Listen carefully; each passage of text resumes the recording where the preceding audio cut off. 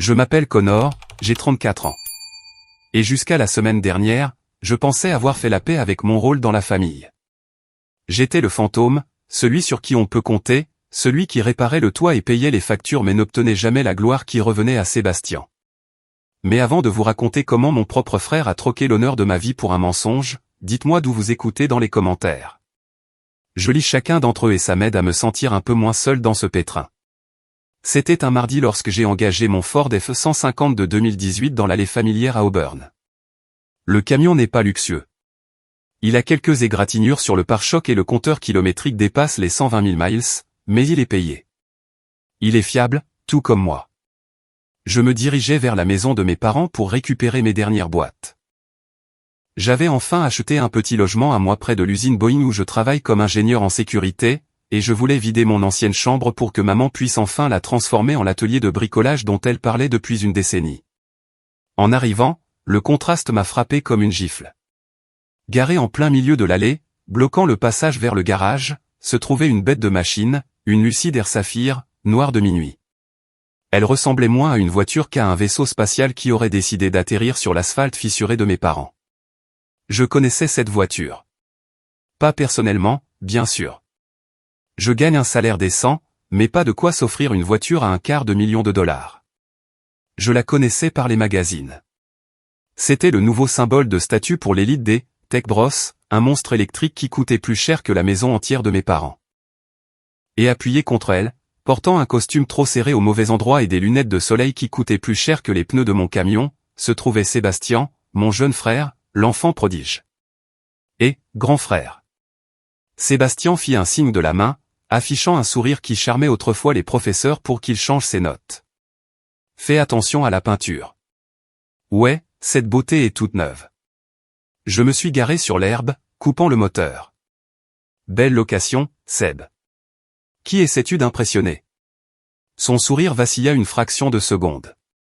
Juste un bug dans la matrice avant de revenir, plus éclatant et plus faux qu'avant. Location, s'il te plaît. C'est une location-vente. Ça fait partie de la nouvelle image. Il faut avoir l'air du rôle pour l'obtenir, Connor. Les investisseurs ont besoin de voir le succès. Je n'ai pas discuté. Je savais que Sébastien n'avait pas eu d'emploi stable depuis 2 ans. Il se disait entrepreneur, ce qui signifiait surtout qu'il pariait sur la crypto et demandait à maman des prêts relais qui n'étaient jamais remboursés. Mais ce n'était plus mes affaires. Je voulais juste mes affaires. Je suis passé devant lui, ignorant la façon dont il caressait amoureusement le capot de la Lucide, et je suis entré. La maison sentait le rôti de bœuf et le polish au citron. C'était l'odeur de mon enfance. Une odeur qui me faisait autrefois sentir en sécurité, jusqu'à ce que je réalise que cette sécurité était conditionnelle. Connor, c'est toi. La voix de maman venait de la cuisine. Ouais, maman. Je viens juste chercher ma malle et la boîte en métal. Oh, bien. Nous avons besoin de place. Sébastien organise un dîner ici pour ses garçons d'honneur la semaine prochaine. Et nous devons nous débarrasser de ce fouillis. Du fouillis? C'est ce que 10 ans de service dans les forces spéciales de l'Air Force représentaient pour elle. Du fouillis. J'ai monté les escaliers jusqu'à mon ancienne chambre. Elle était déjà à moitié transformée. Mes affiches étaient enlevées. Le lit était défait. Mon bureau, où j'étudiais pour la SVAB jusqu'à ce que mes yeux me brûlent, était couvert d'échantillons de tissu pour le mariage de Sébastien. Je suis allé au placard, étagère du haut, côté gauche. C'est là que je la gardais. Une simple boîte en chêne polie avec un loquet en laiton. À l'intérieur se trouvaient les représentations physiques d'une décennie de ma vie, les médailles de campagne, les citations, et la Purple Hat que j'ai reçue après qu'un IED a fait exploser notre convoi près d'Alep. Et sous la doublure de velours, cachée à la vue, se trouvait la seule médaille que je ne portais jamais, celle avec le numéro de série HUMZ2QF. J'ai tendu la main vers le haut, ma main a rencontré le vide. J'ai froncé les sourcils, me mettant sur la pointe des pieds pour tâter l'étagère. De la poussière. Rien que de la poussière. Mon cœur a eu un battement lent et sourd contre mes côtes. J'ai baissé la main et j'ai balayé le sol du placard du regard. Peut-être qu'elle était tombée. J'ai déplacé de vieilles boîtes à chaussures, repoussé des manteaux d'hiver qui sentaient la naphtaline. Rien. Maman, ai-je appelé, ma voix plus tendue que je ne le voulais. Je suis retourné sur le palier. Elle est apparue en bas des escaliers, s'essuyant les mains sur un torchon. Qu'y a-t-il, Connor? Pas besoin de crier. Où est ma boîte? Celle en chaîne avec mes médailles. Elle a agité la main d'un air dédaigneux. Oh, ça. Je crois que Sébastien a déplacé quelques trucs quand il cherchait. Oh, je ne sais pas. Quelque chose pour le mariage. Demande-lui. J'ai senti un picotement froid à la base de mon cou. Sébastien ne déplaçait pas les choses. Sébastien prenait. Je suis redescendu, sautant les 2 dernières marches, et je suis sorti par la porte d'entrée.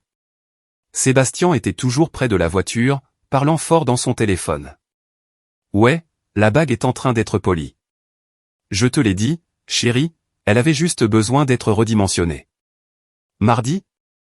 Ouais, je peux la porter à l'expert mardi. Ne t'inquiète pas, elle est impeccable. Il m'a vu arriver et a raccroché précipitamment. Ouais, doucement, soldat. On dirait que tu es prêt à défoncer une porte. Où est-elle, Seb? Où est quoi? Il a feint l'ignorance, inspectant ses ongles. Ma boîte. Les médailles. Elle était dans mon placard. Il a poussé un soupir. Le genre de soupir qu'on fait à un bambin qui n'arrête pas de demander des bonbons. Oh, ce vieux bazar. Écoute, Connor, ne panique pas. Je l'ai emprunté. Emprunté? Je me suis approché de lui, dans son espace personnel. Il a tressailli, reculant contre la voiture à 250 000 $. On n'emprunte pas des décorations militaires, Sébastien. Où sont-elles? J'avais besoin de quelques accessoires. Il mentait. Je le voyais dans ses yeux.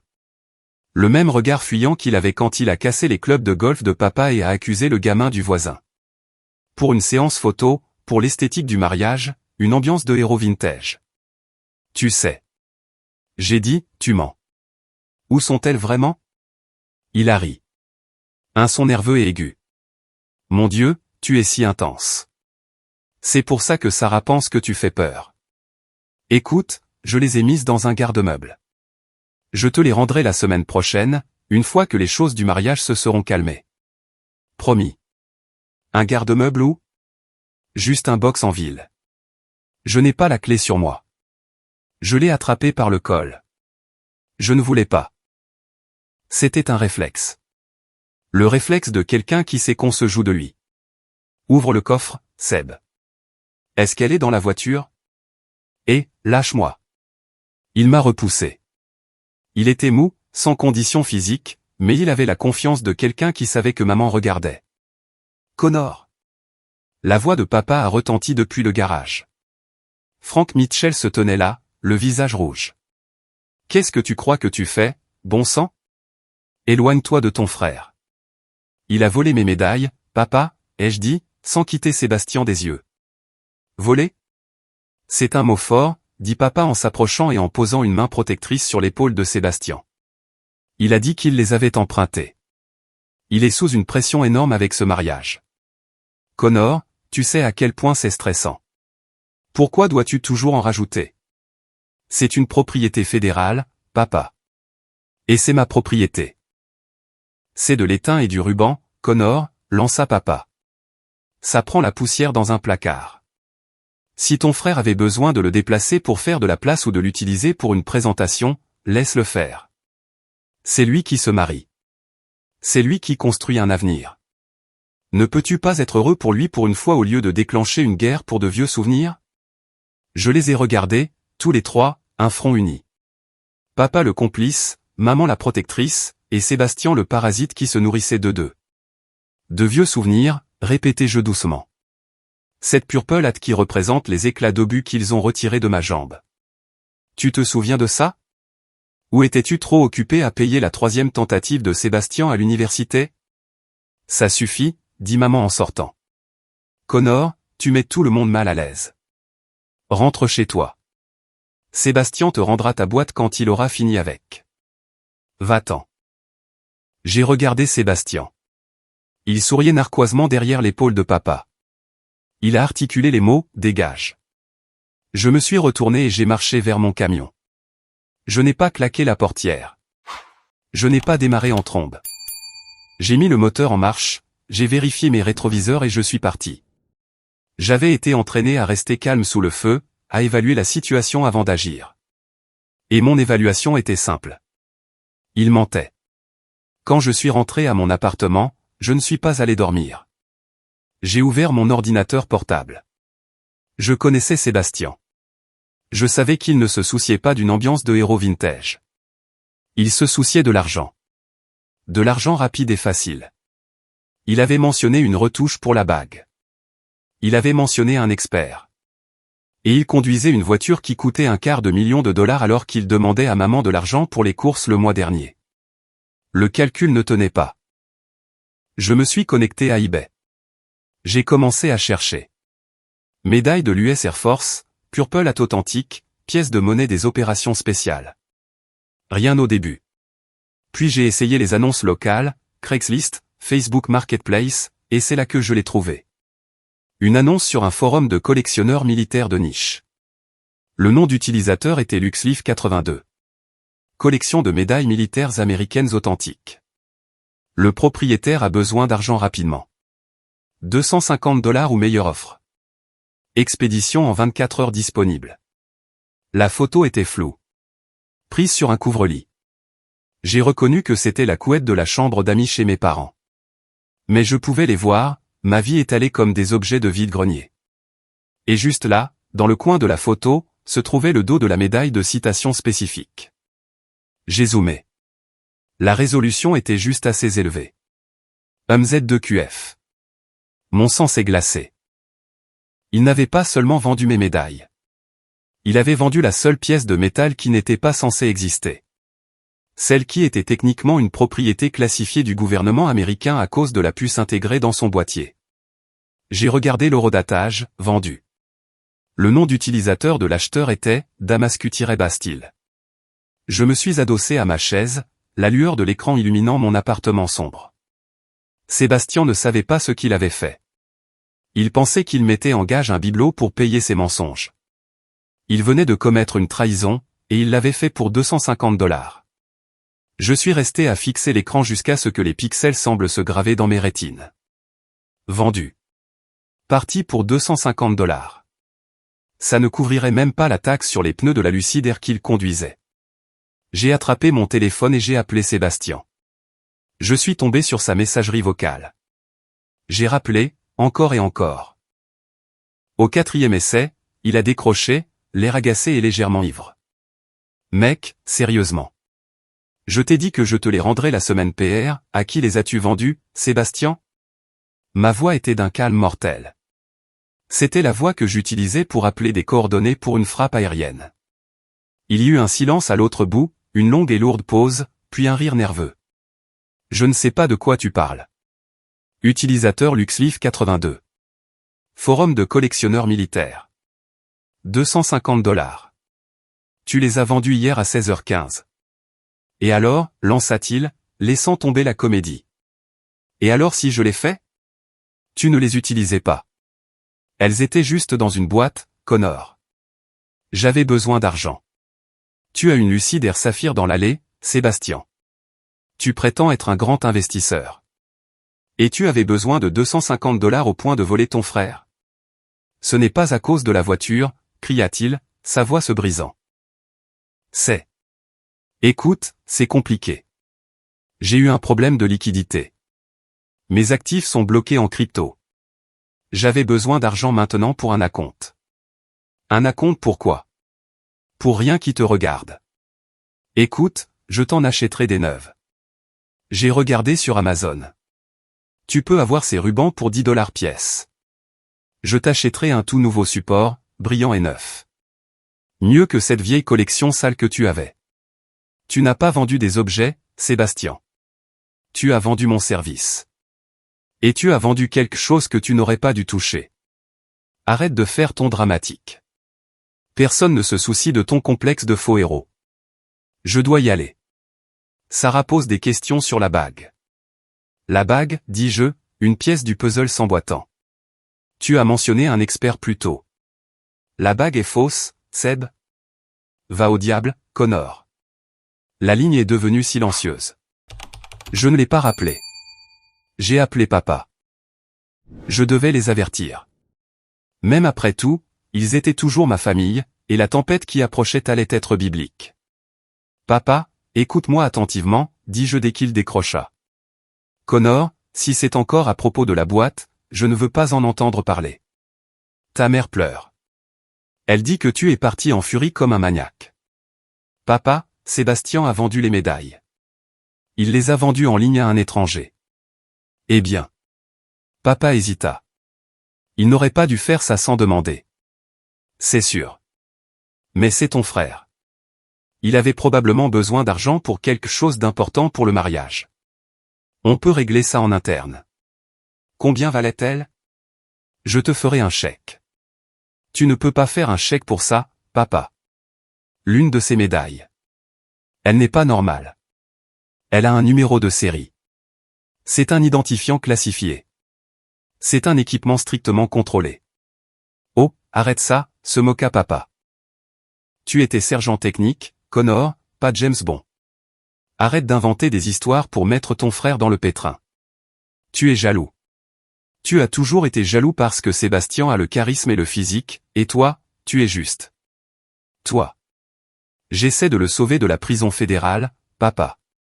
Je raccroche maintenant, dit froidement papa. Et ne t'avise pas de venir au dîner de répétition vendredi, à moins d'être prêt à t'excuser auprès de ton frère pour l'avoir accusé de vol. L'appel a pris fin. J'ai regardé le téléphone, ressentant un mélange de nausée et de rage. Il n'écoutait pas. Il n'écoutait jamais. Je suis retourné à l'ordinateur. Je devais trouver Damascus-Bastille. Je devais savoir où allait ce colis. Si je pouvais l'intercepter, peut-être que je pourrais arrêter ça avant que l'OSI, le bureau des enquêtes spéciales, ne s'en mêle.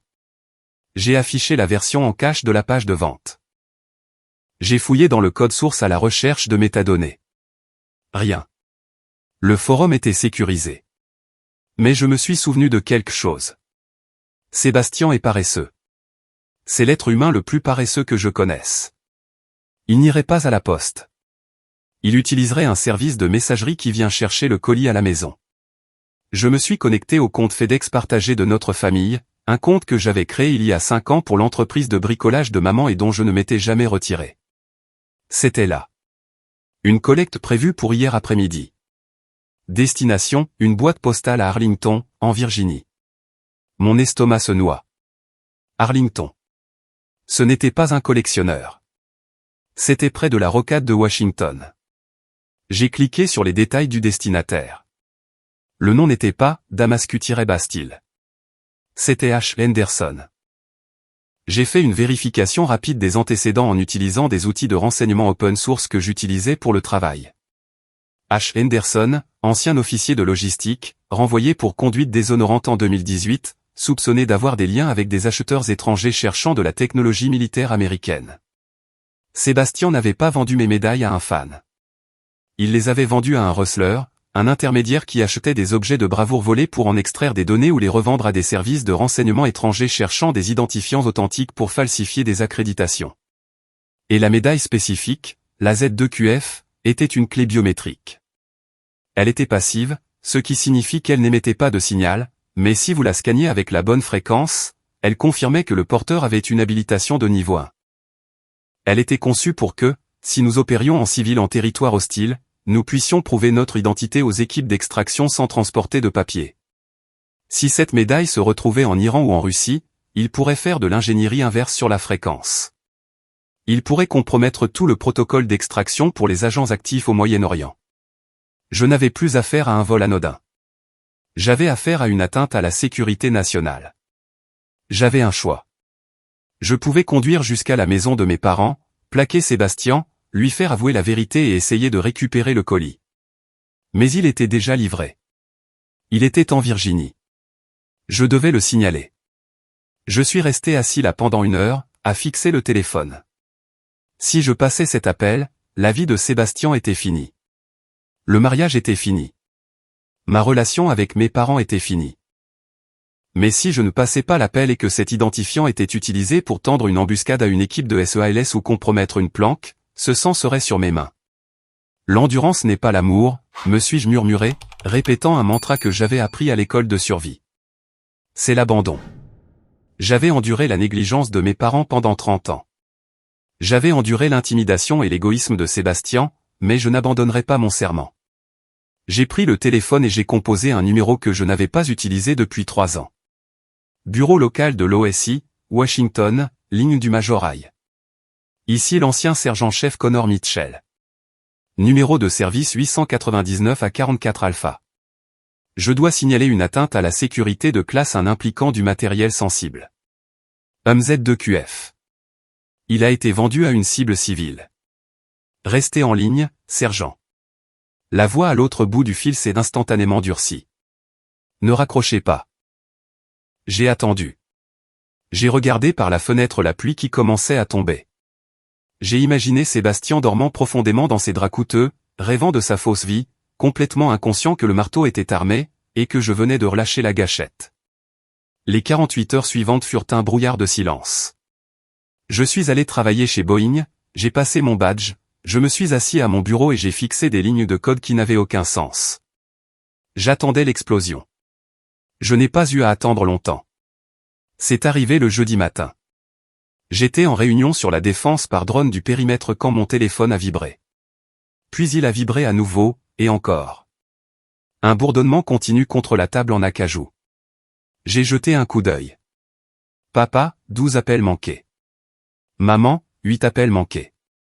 Sébastien, 3 appels manqués. Puis un texto de papa, ils sont là. Fais quelque chose. Je me suis excusé de la réunion, mes jambes comme des tuyaux de plomb. Je suis sorti dans le couloir et j'ai appelé papa. Connor. Il hurlait. Je n'avais jamais entendu mon père hurler comme ça. Ce n'était pas de la colère. C'était de la terreur pure et sans mélange. Il défonce la porte. Des hommes avec des armes. Ils ont ton frère par terre. Papa, calme-toi. Qui est là? Le FBI? L'armée? Je ne sais pas. Ils sont partout. 2 SUV noirs. Ils ont traversé la pelouse. Ils ont Sébastien menotté. Connor, dis-leur. Dis-leur que c'est une erreur. Dis-leur qu'il a juste emprunté la boîte. Je ne peux pas faire ça, papa. Comment ça, tu ne peux pas? Tu es le militaire. Règle ça. En arrière-plan, j'ai entendu une voix amplifiée par un haut-parleur, aiguë et métallique. Frank Mitchell, retournez à l'intérieur de la résidence. N'approchez pas les agents. Papa, écoute-moi, dis-je en m'appuyant contre le mur froid du couloir du bureau. Y a-t-il un agent nommé Hay là-bas, ou un agent Vance? Je ne connais pas de nom. Ils mettent en pièces la Lucide. Ils mettent en pièces le garage.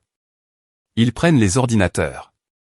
Papa, Sébastien a vendu du matériel classifié. Je te l'ai dit.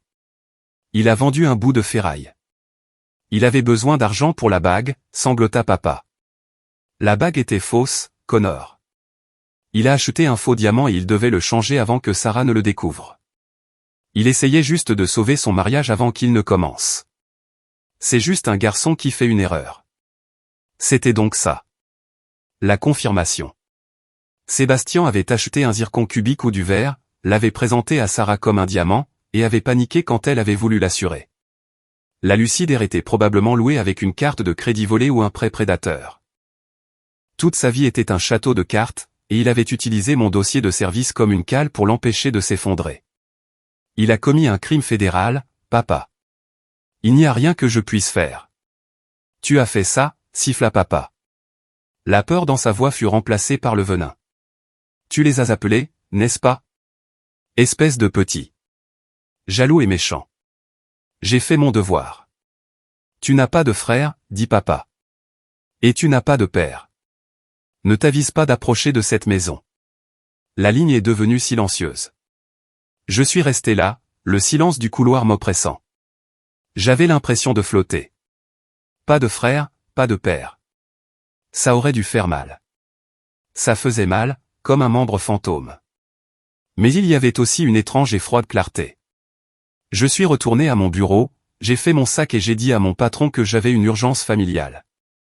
Le temps que j'arrive à mon appartement, la vidéo était déjà virale. Ma voisine, Madame Higgins, une femme qui passait sa vie à épier à travers les stores, avait tout filmé. La vidéo sur TikTok s'intitulait « Descente du SWAT en banlieue, un gosse de riche arrêté ». On y voyait Sébastien en pyjama de soie, traîné hors de la maison.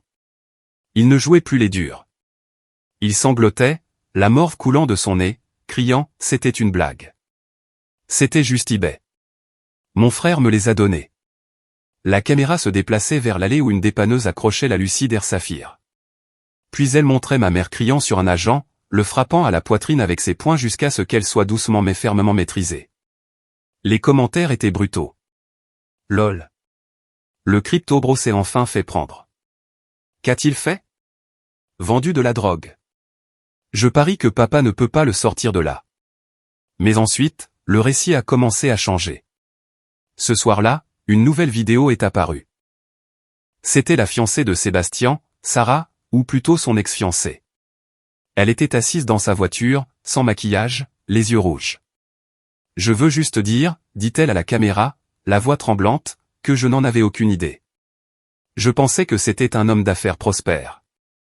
Il m'a dit que la bague était un héritage de famille. Il m'a dit que la voiture était une prime d'une fusion. Aujourd'hui, le FBI m'a dit que la bague est en verre et que l'argent qu'il a utilisé pour l'acheter provenait de la vente de la Purple Hat de son frère. Connor, si tu vois ça, je suis tellement désolé. Je ne savais pas que c'était un monstre. Cette vidéo a explosé, mais Internet est une bête capricieuse. Tandis que la moitié du monde attaquait Sébastien, l'autre moitié, mobilisée par mes parents, a commencé à m'attaquer. Ma tante a posté sur Facebook, mon neveu Connor a appelé la police sur son propre petit frère pour un malentendu. Comportement dégoûtant. La famille passe en premier. Mes cousins ont renchéri, imaginez envoyer votre frère en prison pour quelques vieilles médailles. Connor a toujours été froid. Puis l'email est arrivé des RH de la division sécurité de Boeing. Objet, mise à pied administrative. Monsieur Mitchell. En raison de l'enquête fédérale en cours impliquant votre famille immédiate et de la nature de votre habilitation de sécurité, nous vous plaçons en mise à pied administrative non rémunérée avec effet immédiat, en attendant le résultat de l'enquête de l'OSI. J'ai fixé les mots « non rémunéré ». Mon salaire avait disparu. Ma famille avait disparu. Ma réputation ne tenait qu'à un fil. Je me suis versé un whisky. Je ne buvais pas souvent, mais ce soir, j'avais besoin de brûler le nœud dans ma gorge. On a frappé à ma porte, pas un coup de police, un coup régulier et rythmé. J'ai ouvert. Debout, se tenait un homme en costume gris. Il était plus âgé, avec des cheveux comme de la laine d'acier et des yeux qui avaient tout vu. Connor Mitchell? Oui. Je suis le lieutenant-colonel Marcus Hay. De l'OSI. Nous devons parler. Suis-je en état d'arrestation? Non, dit Hay en entrant sans attendre d'invitation. Mais votre frère chante comme un pinson, et il essaie de tout vous mettre sur le dos. Il prétend que vous lui avez donné les médailles. Il prétend que vous lui avez dit de les vendre à Henderson pour financer un investissement commun. J'ai ri. C'était un son sec et sans humour. Et vous le croyez? Je ne crois rien avant d'avoir vu les preuves, dit Hay en regardant mon appartement spartiate et propre. Mais Henderson est en détention. Nous avons intercepté le colis. Le Z2QF est en sécurité. Cependant, Henderson prétend qu'il avait une source à l'intérieur de l'unité des tactiques spéciales. Votre frère est trop stupide pour être cette source. Il n'est que le livreur. Hay se tourna vers moi, ses yeux me transperçant. C'est un gâchis, Mitchell. Si vous voulez laver votre nom, vous devez venir à Washington. Il y aura une audience, un tribunal à huis clos. Quand? Demain. Faites un sac et apportez un costume. Un vrai. Je n'ai pas d'avocat, dis-je. Je ne peux pas me payer un avocat de la défense de haut niveau avec un salaire de mise à pied non rémunéré. Hay s'arrêta à la porte. Vous n'avez pas besoin d'avocat si vous dites la vérité. Mais si vous mentez pour protéger votre famille, je vous enterrerai juste à côté de votre frère. Il est sorti. Je suis resté dans l'embrasure de la porte, le regardant partir. J'ai alors réalisé que la bataille n'était pas terminée. Elle se déplaçait simplement sur un nouveau champ de bataille. Le trajet jusqu'à DC a duré 4 heures, mais j'ai eu l'impression que c'était 4 ans. Je portais mon uniforme de service. C'était le seul costume que j'avais qui inspirait le respect, même si j'étais techniquement un civil maintenant. Il était un peu plus serré à la poitrine qu'avant. Mais les rubans avaient disparu. Ma poitrine était nue. J'avais l'impression d'aller au combat sans fusil. J'ai vérifié mon téléphone à une heure de repos. La guerre sur Internet faisait rage. Sébastien avait payé sa caution. Dieu sait comment. Probablement que maman avait réhypothéqué la maison. Et maintenant, il se déchaînait.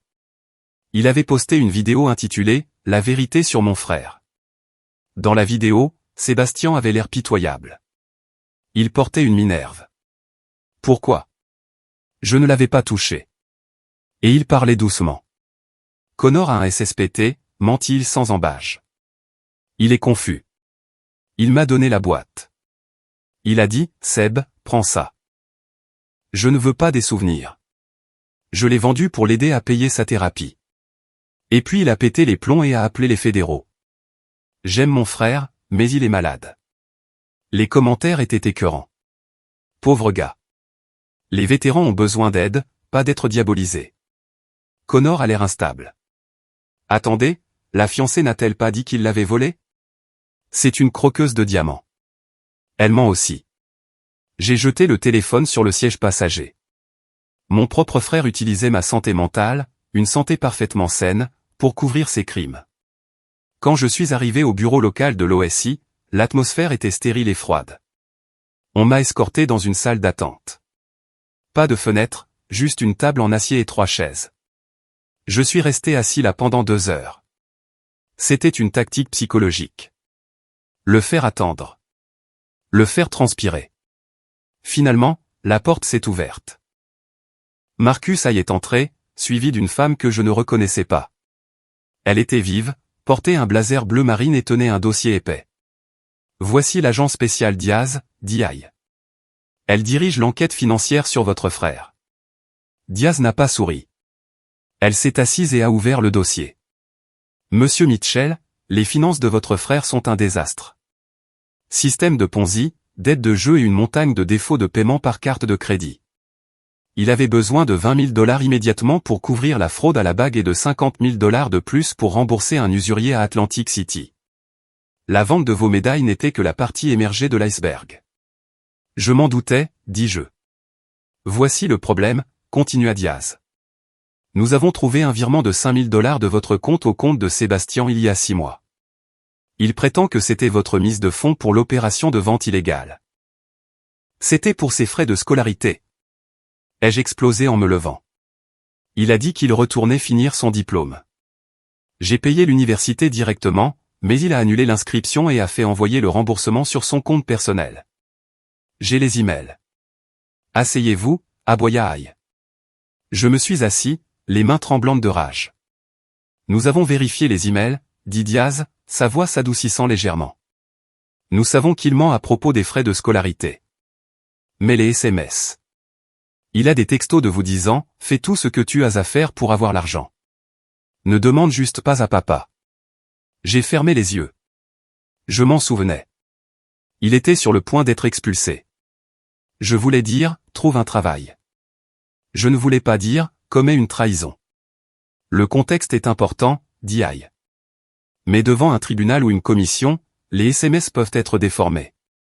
Votre famille a engagé un avocat requin. Un type nommé Sterling qui est spécialisé dans l'acquittement des gosses de riches. Il va vous dépeindre comme le cerveau et Sébastien comme le pion involontaire. Pourquoi? Demandai-je. Pourquoi me détruirait-il pour le sauver? Parce que vous êtes celui qu'on peut sacrifier, dit Aïe brutalement. À leurs yeux, vous êtes le soldat. Vous pouvez encaisser le coup. Sébastien est le bébé. Il ne peut pas survivre en prison. Vous le pouvez. C'est là que ça m'a frappé. La vérité absolue de mon existence dans la famille Mitchell. J'étais le bouclier. J'étais l'armure. Et maintenant, ils allaient utiliser ma propre armure pour m'écraser. Que dois-je faire, demandai-je. Aïe se pencha en avant. Vous témoignez. Demain. Le général Vance préside. Il ne se soucie pas des avocats ni des histoires à dormir debout. Il se soucie du Z2QF. Si vous pouvez prouver que vous connaissiez la valeur de cette puce et que vous l'avez gardée comme votre vie jusqu'à ce qu'elle soit volée, vous êtes libre. S'il y a le moindre doute, vous tombez tous les deux. J'ai passé cette nuit dans un motel bon marché près de la base. Impossible de dormir. Je n'arrêtais pas de penser au regard de papa quand il m'a dit que je n'avais pas de père. Mon téléphone a sonné à 3 heures du matin. Un texto d'un numéro inconnu. C'était une photo, une capture d'écran d'une discussion de groupe nommée « Planification familiale Mitchell ». Elle incluait maman, papa, Sébastien et l'avocat. Sébastien, ne t'inquiète pas, Sterling a dit que si on présente ça comme le SSPT de Connor, le jury sera clément avec moi. Contente-toi de suivre le scénario. Connor m'a donné la boîte. Maman, je déteste lui faire ça, mais on ne peut pas laisser Seb aller en prison. Papa, Connor est fort. Il s'en sortira. Connor a cherché les ennuis. On protège la famille. Sous la photo, il y avait un message. J'ai trouvé ça sur l'iPad de Sébastien avant de le quitter. Réduis-les en cendres. Sarah. J'ai fixé l'image. Des larmes me piquaient les yeux, chaudes et rageuses. Connor est fort. Il s'en sortira. Ils étaient prêts à m'envoyer en prison fédérale parce qu'ils pensaient que j'étais assez fort pour le supporter. J'ai sauvegardé l'image. Je l'ai sauvegardée sur le cloud. Je l'ai envoyée par email à AI. J'en ai fini d'être fort, murmurai-je à la pièce vide. Demain, je vais être dangereux. La salle d'audience du Pentagone ne ressemblait pas à une salle de tribunal à la télévision. Il n'y avait pas de banc des jurés, pas de galerie de spectateurs, juste une longue table polie, un sténographe et un panel de 3 juges militaires. Au centre se tenait le général Vance, un homme dont le visage semblait taillé dans le granit. Sur le côté gauche de la pièce était assis Sébastien, l'air petit et pathétique dans un costume trop grand, flanqué de son avocat, Sterling, et à mon grand effroi, de mes parents. Il ne me regardait pas, papa regardait droit devant lui. Maman regardait ses genoux, tordant un mouchoir. J'étais assis à droite, seul. Pas d'avocat, juste moi. Sterling se leva le premier. Il était suave, onctueux. Il se lança dans un discours sur les malentendus, l'amour fraternel et l'instabilité mentale. Il dépeignit Sébastien comme une victime naïve d'un grand frère manipulateur et traumatisé par la guerre. Mon général, dit Sterling en me désignant du doigt. Monsieur Connor Mitchell a un passif d'intensité. Nous pensons qu'il a donné ces objets à son frère comme un appel à l'aide. Et lorsque la réalité de la transaction s'est imposée, il a paniqué et a blâmé Sébastien. Nous demandons la clémence pour Sébastien, qui essayait simplement d'aider son frère en difficulté. Sébastien essuya une fausse larme. Maman tendit la main et lui tapota la sienne. C'était une performance magistrale. Si je ne connaissais pas la vérité, j'aurais pu y croire. Le général Vance se tourna vers moi. Monsieur Mitchell, avez-vous un représentant? Non, mon général, dis-je en me levant. Je parle pour moi-même. Très bien. Vous avez entendu les accusations. Avez-vous donné la boîte contenant HUMZ2QF à votre frère? Non, mon général. Pouvez-vous le prouver? Demanda Vance. C'est sa parole contre la vôtre, et vos parents semblent corroborer son histoire. Je regardais mes parents. Papa croisa enfin mon regard. Son regard était dur, m'avertissant de reculer. Prends la responsabilité, Connor. Fais-le pour la famille.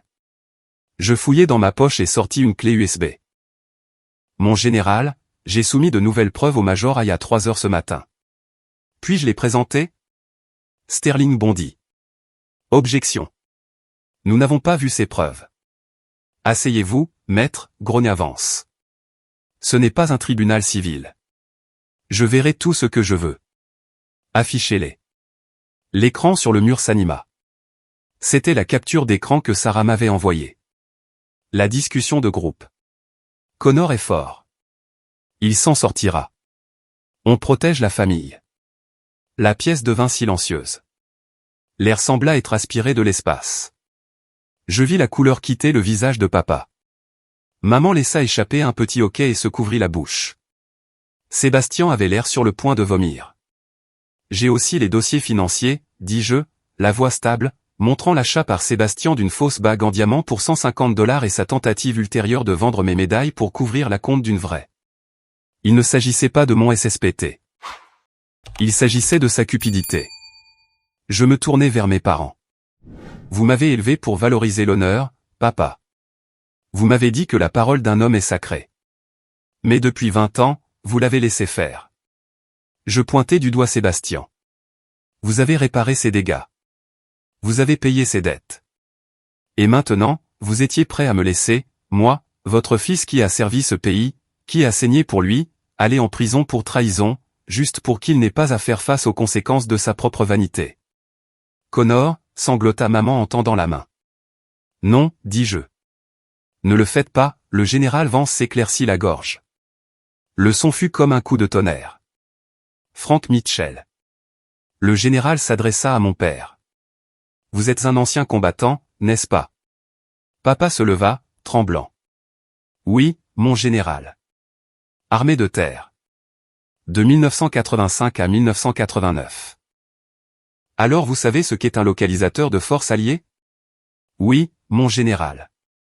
La médaille que votre fils Sébastien a vendue. La Z2QF contient une puce biométrique de nouvelle génération utilisée pour extraire les agents en couverture profonde. En la vendant à Henderson, qui a des liens connus avec les services de renseignement étrangers, votre fils n'a pas seulement vendu de l'étain. Il a vendu les clés de la porte dérobée des opérations spéciales américaines. Vance se pencha en avant. Si cette puce avait quitté le pays, chaque agent au Levant aurait été compromis. Y compris les hommes avec qui votre fils Connor a servi. Papa s'affaissa sur sa chaise. Il ne savait pas. Il ne connaissait vraiment pas la gravité de la situation. Il pensait juste que c'était une médaille. Mais voici le rebondissement, dit Vance, un sourire cruel effleurant ses lèvres. Il regarda Sébastien. L'acheteur, Henderson. Il ne l'a pas seulement acheté. Il s'est retourné contre vous, fiston. Pour négocier un accord pour ses propres chefs d'accusation. Il nous a donné les enregistrements de vos appels téléphoniques avec lui. Vance fit un signe de tête au technicien. L'audio retentit dans les haut-parleurs. La voix de Sébastien, ouais, écoute, c'est du vrai matos. Mon frère est un loser. Il le garde dans un placard. Il ne remarquera même pas que ça a disparu. Donne-moi juste le cash. Je dois payer cette location de Lucide avant le mariage. La voix de Henderson, tu es sûr qu'il ne le signalera pas? La voix de Sébastien, Connor, s'il te plaît. C'est une carpette. Il fait tout ce que mes parents lui disent. S'il fait des histoires, mon père le fera taire. Envoie juste l'argent. Mon père le fera taire. L'enregistrement prit fin. Je regardais papa. Il fixait Sébastien avec un regard d'horreur pure. Le masque était enfin tombé. L'enfant prodige n'était pas seulement espiègle. Il était malveillant. Il considérait son père non pas comme un patriarche, mais comme un outil pour réduire ses victimes au silence. Monsieur Mitchell, me dit le général Vance. Les charges contre vous sont abandonnées. Vous êtes entièrement innocenté. Votre habilitation de sécurité est rétablie avec effet immédiat. Il se tourna vers Sébastien. Sébastien Mitchell, vous êtes par la présente placé en détention fédérale. Vous êtes accusé de vol de biens gouvernementaux, de trafic de matériel classifié et de fraude électronique. Et comme vous l'avez vendu à travers les frontières de l'État, vous risquez un minimum de 10 ans. Papa, cria Sébastien alors que les policiers militaires s'avançaient. Papa, fais quelque chose. Ils mentent. C'est un deepfake. Papa ne bougea pas. Il resta assis, figé, regardant la table. Papa, gémit Sébastien alors qu'on le menottait. Frank Mitchell leva lentement la tête. Il regarda Sébastien. Puis il me regarda. Ses yeux étaient humides, rougis, et remplis d'une honte écrasante. Je n'ai pas de fils, murmura papa. Mais cette fois, je savais qu'il ne s'adressait pas à moi. Le couloir à l'extérieur de la salle d'audience était silencieux. La tempête était passée, ne laissant que des décombres. J'ai signé les derniers papiers avec le majorail. Il m'a serré la main. Tu as fait ce qu'il fallait, Connor. Ce n'est jamais facile de couper la branche pourrie quand c'est votre propre chair et votre propre sang. Non, mon général, ce n'est pas facile. J'ai marché vers la sortie.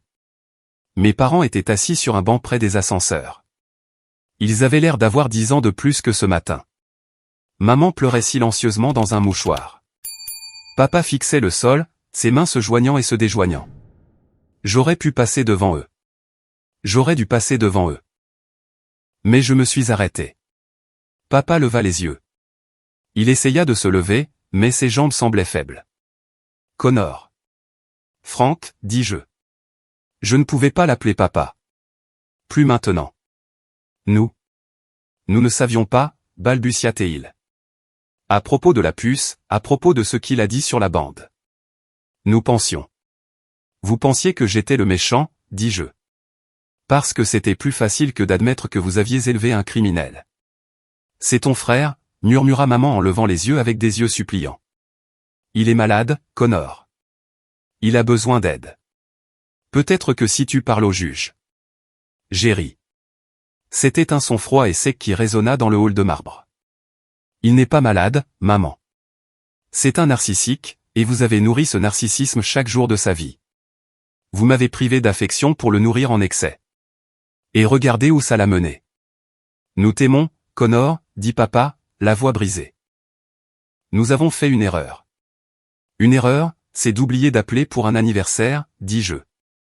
Conspirer pour accuser votre fils d'un crime fédéral afin de sauver l'autre. Ce n'est pas une erreur. C'est un choix. J'essayais de protéger la famille, cria papa, un éclair de son ancienne colère revenant. Qu'est-ce qu'un père est censé faire? Un père est censé apprendre à son fils la différence entre le bien et le mal, dis-je. Vous avez appris à Sébastien qu'il pouvait tout faire et que vous paieriez la facture. Eh bien, la facture est enfin arrivée, Frank. Et je ne la paie pas, je me suis tourné pour partir. Connor, s'il te plaît, appela papa. Si tu pars maintenant, nous n'avons personne. Sébastien est parti. Sarah nous poursuit pour les frais du mariage, les factures d'avocat. Nous pourrions perdre la maison.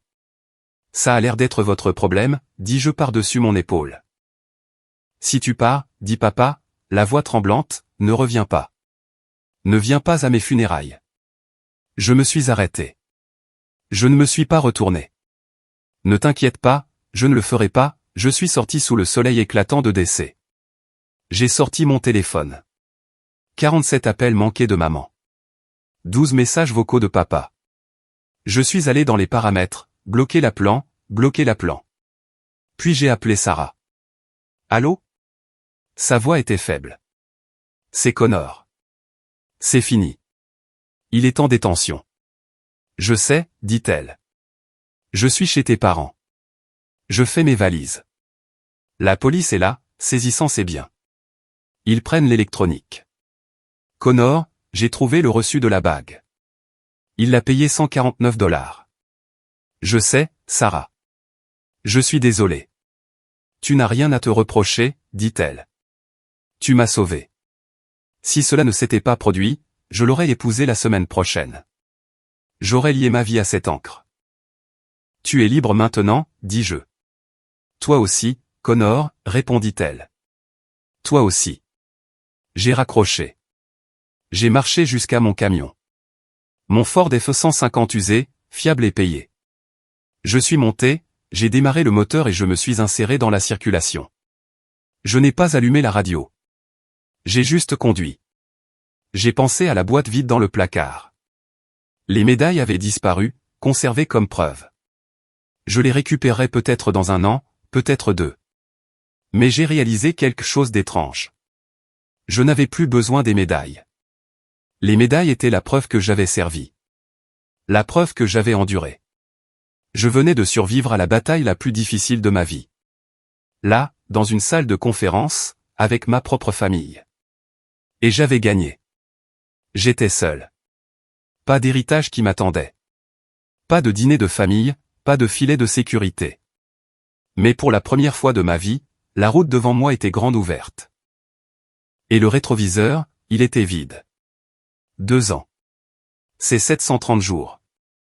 Pendant ce temps, je n'ai pas échangé un seul mot avec Frank ou Linda Mitchell. Je ne les appelle plus maman et papa. Pas même dans l'intimité de mes pensées. Ces titres se méritent. Et ils y ont renoncé au moment où ils se sont assis dans cette salle d'audience et ont essayé d'échanger ma liberté contre le confort de Sébastien. Ma vie est très différente maintenant. Je ne travaille plus au sous-sol de Boeing, à fixer du code. J'ai un bureau d'angle avec vue sur le Potomac. La plaque sur la porte indique « Connor Mitchell, directeur national, initiative de récupération des honneurs perdus ». Après l'audience, le général Vance ne m'a pas seulement innocenté, il m'a offert un emploi. Il a réalisé qu'il y avait une lacune énorme dans le système, des milliers d'anciens combattants dont la bravoure volée était vendue sur le marché noir, comme la mienne. Il avait besoin de quelqu'un qui comprenait personnellement la douleur de ce vol. Quelqu'un qui avait l'habilitation de sécurité pour retrouver les objets et la ténacité pour naviguer dans le labyrinthe bureaucratique. Il m'a choisi. C'est ironique. Mes parents ont toujours dit que Sébastien était celui destiné à la grandeur, celui qui aurait le grand bureau et le titre important.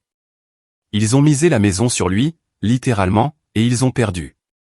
J'ai appris la saisie de la maison par un système de notification tiers que j'avais mis en place. C'est un outil de vérification d'antécédents standard que j'utilise pour le travail, mais j'avais gardé une balise passive sur le nom Mitchell. 6 mois après que Sébastien soit allé en prison, la banque a saisi la maison à Auburn. Les frais d'avocat pour Sterling, l'avocat hors de prix qu'ils avaient engagé pour m'accuser, les ont ruinés. De plus, Sarah les a poursuivis pour les frais du mariage et a gagné.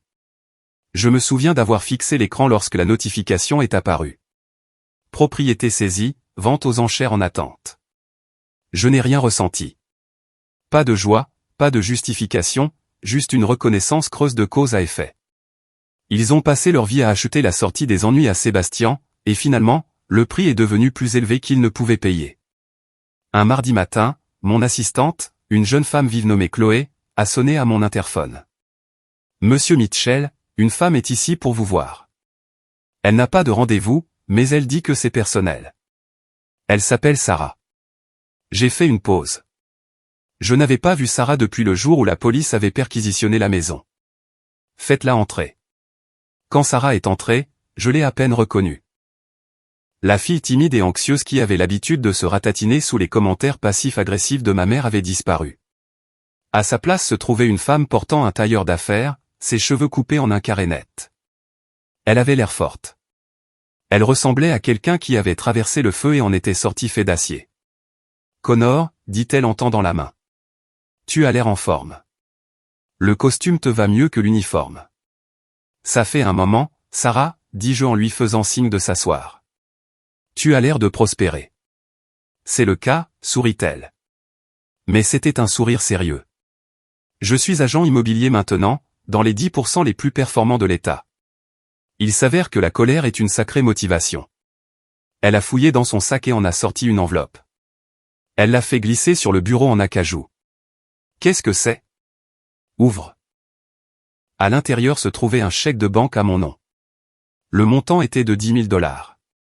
J'ai levé les yeux, confus. « Sarah, je ne comprends pas, c'est la moitié, » dit-elle. « Je sais que Sébastien a volé tes médailles pour acheter une fausse bague pour me tromper, mais je sais aussi qu'il t'a volé pendant des années avant ça. J'ai fait le calcul de certains des prêts que tu lui as accordés, qu'il prétendait être pour nous, pour des meubles, pour des voyages. Nous n'avons jamais fait ces voyages, Connor. Il a tout dépensé au jeu et en voiture. Je ne peux pas tout te rembourser. Mais ça, c'est ma pénitence pour avoir été aveugle. Je lui ai rendu le chèque. Tu ne me dois rien. Tu étais aussi une victime. Il t'a arnaqué aussi durement qu'il les a arnaqués. Non. » Elle le repoussa, les yeux féroces. « J'ai besoin que tu le prennes. Pas pour toi, mais pour moi. J'ai besoin de savoir que j'ai soldé les comptes. » Je lui ai rendu visite, tu sais. Mon souffle se coupa. « Tu as rendu visite à Sébastien ? » Le mois dernier, à l'établissement correctionnel fédéral de Danbury. Elle se pencha en arrière, croisant les jambes. Il a l'air terrible. Les autres détenus, ils n'aiment pas les narcissiques. Il travaille à la blanchisserie pour 12 cents de l'heure. A-t-il demandé de mes nouvelles ? Sarah rit. Un son sec. C'est tout ce dont il a parlé. Il te blâme pour tout. Il dit que tu l'as piégé. Il dit que tu as corrompu le général. Il m'a dit que quand il sortira, il te poursuivra pour diffamation. Il est délirant, Connor. Il est là-dedans depuis 2 ans et il n'a rien appris. Il se prend toujours pour le personnage principal. Et mes parents? Demandai-je. La question m'a échappé avant que je puisse l'arrêter. L'expression de Sarah s'adoucit. Ils lui rendent visite tous les dimanches. Ils conduisent une vieille Honda Civic de 2005 maintenant. Ils vivent dans un petit appartement en location dans le mauvais quartier de la ville. Ton père a eu un léger AVC l'année dernière. Il marche avec une canne. J'ai regardé par la fenêtre la rivière Potomac, observant l'eau grise s'agiter. Un AVC, une location, une voiture en panne. Ont-ils parlé de moi? Ta mère parle de toi, dit Sarah doucement. Elle dit aux gardes que tu es un haut fonctionnaire du gouvernement. Elle se vante de ton titre. Elle agit comme si elle était fière de toi. J'ai serré la mâchoire. Bien sûr qu'elle le faisait. Même dans leur ruine, ils essayaient de voler mon succès pour polir leur propre image. Ils m'ont renié quand j'étais un fardeau. Mais maintenant que j'étais un atout, ils voulaient en revendiquer la propriété. Mais ton père, hésita Sarah. Il l'a fait taire. Il lui interdit de prononcer ton nom. Il dit que tu es mort pour lui. Il dit que tu as détruit la famille. Il a raison, dis-je en me retournant vers elle. J'ai détruit la famille. J'ai brûlé le mensonge pour que la vérité puisse respirer. Et je le referai.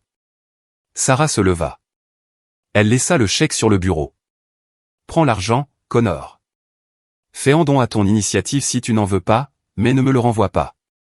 J'en ai fini avec le passé. Elle se dirigea vers la porte, puis s'arrêta. Tu sais, ce jour-là à l'audience, quand tu leur as tenu tête, c'était la chose la plus courageuse que j'ai jamais vue. Tu n'as pas seulement sauvé ta carrière, tu m'as sauvé d'épouser un monstre. Merci. Après son départ, j'ai pris le chèque. Je l'ai regardé pendant longtemps. Puis je l'ai endossé et j'ai écrit une note à notre service financier. Don au fonds de défense juridique pour les anciens combattants accusés à tort par des membres de leur famille. C'était comme boucler la boucle.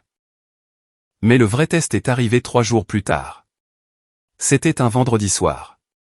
Je rangeais ma mallette, impatient de passer un week-end à la pêche dans un chalet que j'avais acheté. Un véritable investissement, pas une arnaque à la crypto. Mon téléphone portable personnel a sonné. C'était un numéro que je ne reconnaissais pas, mais l'indicatif régional était d'Auburn.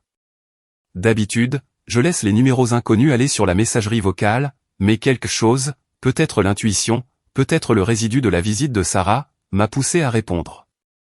Ici Connor. Monsieur Mitchell, ici le docteur Evans de l'hôpital général d'Auburn. Ma prise sur le téléphone se resserra. Oui. Je vous appelle concernant votre père, Frank Mitchell. Il a été admis aux soins intensifs. Événement cardiaque massif. Son pronostic est très mauvais. Il pourrait ne pas passer la nuit. La pièce devint silencieuse. Le bourdonnement de la climatisation sembla disparaître. Votre mère est ici, continua le médecin. Elle m'a demandé de vous appeler. Elle vous supplie de venir. Elle dit qu'il veut arranger les choses. Je suis resté là, figé. C'était le moment que tous les films et livres vous préparent. La réconciliation sur le lit de mort, le pardon en larmes, le moment où le patriarche mourant réalise ses erreurs et où le fils se précipite à son chevet pour entendre ces mots magiques, « Je t'aime ». Je suis désolé. J'ai pensé à l'homme qui m'a appris à faire du vélo. J'ai pensé à l'homme qui m'a emmené à la pêche. Mais ensuite, j'ai pensé à l'homme qui s'est assis dans une salle d'audience et a regardé son avocat me traiter d'instable mentalement. J'ai pensé à l'homme qui a dit, je n'ai pas de fils, parce que je n'ai pas laissé mon frère commettre une trahison. J'ai pensé à l'homme qui valorisait son image plus que mon intégrité. M. Mitchell, êtes-vous là? Demanda le médecin avec urgence. Nous pouvons le garder confortable, mais le temps est compté. Je suis là, dis-je. Ma voix était stable, plus stable que je ne l'attendais. Je me suis dirigé vers la fenêtre. J'ai regardé la ville de Washington D.C., la ville où j'avais construit une vie basée sur l'honneur, la vérité et le service. Dites à Madame Mitchell que j'ai reçu le message, dis-je. Alors, quand pouvons-nous vous attendre? Je dois mettre votre nom sur la liste des visiteurs. J'ai pris une profonde inspiration. Ce n'était pas une inspiration d'hésitation. C'était une inspiration de libération. Vous n'avez pas besoin d'ajouter mon nom, dis-je. Je ne viendrai pas, il y eut un silence stupéfait à l'autre bout. Monsieur, il est mourant. C'est votre père. Mon père est mort il y a 2 ans dans une salle d'audience au Pentagone, dis-je. L'homme dans ce lit n'est qu'un étranger qui partage mon nom de famille. Veuillez lui transmettre mes meilleurs vœux pour un passage sans douleur. Au revoir, docteur. J'ai raccroché. Je n'ai pas pleuré. J'ai attendu que la culpabilité me frappe. Le poids écrasant de l'attente sociétale qui dit que vous devez honorer vos parents quoi qu'il arrive. Mais elle n'est pas venue. Au lieu de cela, je me suis senti plus léger. J'ai réalisé que le pardon ne signifie pas retourner sur les lieux de l'abus. Le pardon ne signifie pas offrir son cou au bourreau une dernière fois juste parce qu'il est mourant. J'ai pris ma mallette. Je suis sorti de mon bureau. J'ai fait un signe de tête au gardien de sécurité dans le hall. Je suis monté dans mon camion. Je n'ai pas conduit jusqu'à l'hôpital. J'ai conduit jusqu'à la rivière. J'ai lancé ma ligne dans l'eau et j'ai regardé le soleil se coucher. J'étais un orphelin par choix. Et pour la première fois de ma vie, j'étais totalement en paix. 2 semaines après l'appel téléphonique, une petite enveloppe est arrivée à mon bureau. Pas d'adresse de retour, juste un programme de funérailles en mémoire affectueuse de Frank Mitchell. Je l'ai ouvert. Il y avait une photo de papa d'il y a 20 ans, portant son uniforme, l'air fort et fier. En dessous, dans la section « Lui survive », il était écrit « Son épouse bien-aimée Linda et son fils Sébastien ». Mon nom n'y était pas. Même dans la mort, il restait fidèle au mensonge. Il m'avait effacé. J'ai regardé le programme et j'ai ressenti une étrange pitié. Pas pour moi, j'étais libre. Mais pour lui. Il était mort en protégeant un fantasme. Il était mort en s'accrochant à une rancune contre la seule personne de sa vie qui lui ait jamais dit la vérité. J'ai déchiqueté le programme. Je n'ai pas regardé le papier se transformer en confetti. Je l'ai juste jeté à la poubelle et je suis retourné au travail. J'avais une réunion avec un sénateur concernant le financement de notre initiative. C'était réel. C'était important. Plus tard dans l'après-midi, Marcus Hay est entré dans mon bureau. Il portait son uniforme de cérémonie, une vision rare pour un agent de terrain. Il tenait une petite boîte en bois poli. « Tu as 1 minute, Connor ? » ?»« Pour vous, toujours. » Il a posé la boîte sur mon bureau. Ce n'était pas la vieille boîte en chêne du placard de mon enfance. Celle-ci était en acajou incrusté du sceau du ministère de la Défense. « Nous avons fini de traiter les preuves de l'affaire Henderson, » dit Marcus. L'équipe juridique a autorisé la restitution des biens personnels ce matin. J'ai pensé que tu devrais les récupérer. J'ai fixé la boîte. Pendant 2 ans, j'avais pensé à ce moment. Je pensais que je ressentirais une vague de victoire. Je pensais que récupérer mes médailles serait la dernière pièce du puzzle, la restauration de mon âme. J'ai tendu la main et j'ai ouvert le loquet. Elles étaient là. Les rubans étaient neufs, remplacés par l'armée parce que les anciens étaient en lambeaux. Le métal brillait sous les lumières du bureau, et là, au centre, se trouvait le remplacement du Z2QF, une médaille de citation standard, dépouillée de la puce classifiée, juste un symbole maintenant. Elles étaient belles. Elles étaient parfaites. Et elles me semblaient lourdes. Ils les ont bien nettoyées, dit Marcus. Ouais, murmurai-je. J'ai passé un doigt sur la purpelate. On dirait qu'elles sont neuves. Elles le sont, dit Marcus. Mais l'histoire ne l'est pas, j'ai levé les yeux vers lui. Marcus était devenu plus un père pour moi en 2 ans que Frank ne l'avait été en 30. Il m'avait poussé, mis au défi et m'avait fait confiance.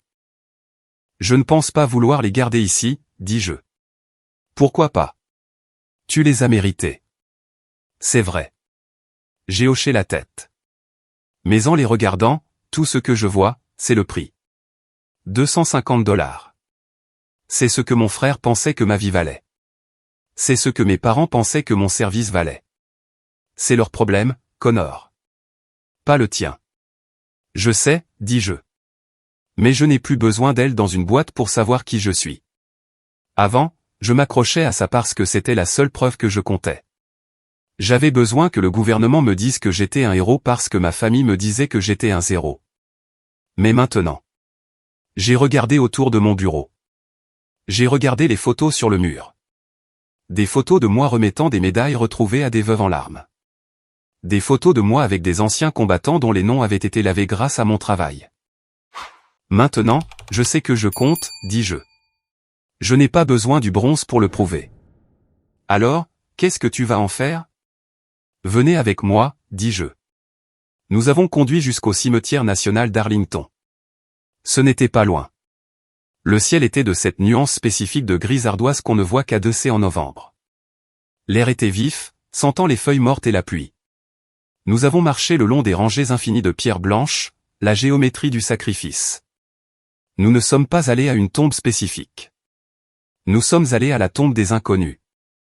Nous sommes restés là, à regarder la sentinelle faire les 100 pas 21 pas, tourner, 21 secondes, revenir. Perfection, dévouement.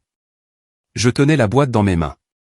Tu sais, dis-je à Marcus, en gardant la voix basse. En grandissant, j'étais l'enfant de verre. Tu connais ce terme? Il est utilisé pour les frères et sœurs en bonne santé d'enfants malades, mais il s'applique aussi à des familles comme la mienne. Sébastien était le malade. Malade de besoin, malade d'ego. Mes parents ont dépensé toute leur énergie à regarder à travers moi pour le voir, lui. J'étais transparent. Je faisais partie des meubles. Marcus hocha la tête. Et maintenant je réalise que le verre est solide, dis-je. Il peut être par balle si on le trempe correctement. Et si on le brise, il coupe. Je me suis dirigé vers le centre des visiteurs voisins, où les familles pouvaient faire don de souvenirs pour la préservation historique. Je ne voulais pas enterrer les médailles. Je ne voulais pas les cacher. J'ai rempli les papiers. Don de Connor Mitchell, USAF, à la retraite. J'ai tendu la boîte au conservateur. Gardez-les en sécurité, dis-je. Laissez les gens les voir. Qu'ils sachent que le service, c'est ce que l'on donne, pas ce que l'on prend. En retournant au camion, j'ai senti un changement physique dans ma poitrine. Le poids avait disparu. Tu as fait une bonne chose, dit Marcus. Ton frère est en cellule. Ton père est sous terre. Et toi? Tu ne fais que commencer. Ouais. J'ai souri. Et cette fois, c'était un vrai sourire. Il a atteint mes yeux. Je ne fais que commencer. J'ai regardé mon téléphone une dernière fois. J'ai ouvert la liste des numéros bloqués. J'ai vu l'historique des appels de maman. J'ai appuyé sur « Tout supprimer ». Puis j'ai jeté le téléphone dans la console centrale et je me suis tourné vers Marcus. « Et, tu as faim? Je connais un endroit qui fait les meilleures côtes levées de Dessay. C'est ma tournée. Je viens de recevoir une prime de promotion. » Montre le chemin, directeur, sourit Marcus. J'ai mis le camion en marche et je suis sorti des grilles du cimetière. Je n'ai pas regardé les tombes. Je n'ai pas regardé le passé. Le pare-brise est plus grand que le rétroviseur pour une raison.